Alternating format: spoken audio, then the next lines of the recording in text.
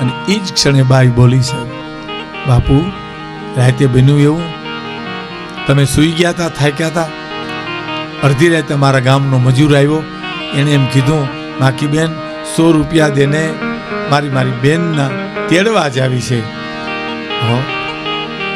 બેન દેને. એટલે મને વિચાર થયો બાપુ કે તમારા ખડિયામાં છે એટલે અટાણે તો મજૂરને દઈ દઉં, તમારે તો હવારે જ હોય તો લાવી દઈશ ગમે ત્યાંથી, હમણાં લાવી દઉં. વેપારીની પાસે જઈને કીધું દરજીની કે કોથળી સીવી દે.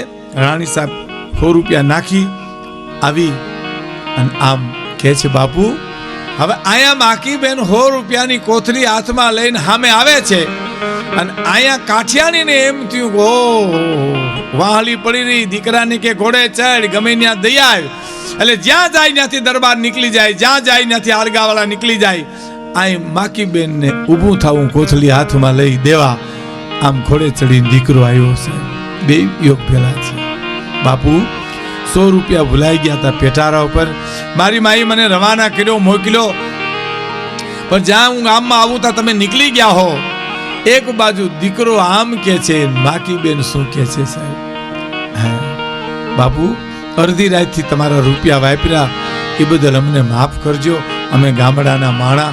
અને આમ દીકરો બોલે છે, આમ માકી બેન કે છે.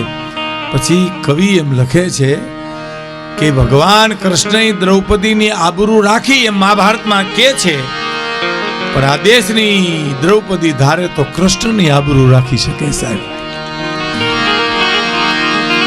અને દીકરાએ કીધું કે 100 રૂપિયા વધારે મોકલ્યા છે, એ વધારા 100 રૂપિયા જે હતા એ માકી બેન ને મામેરામાં કાઠી દરબાર દઈ દ્વારકા નીકળી ગયા.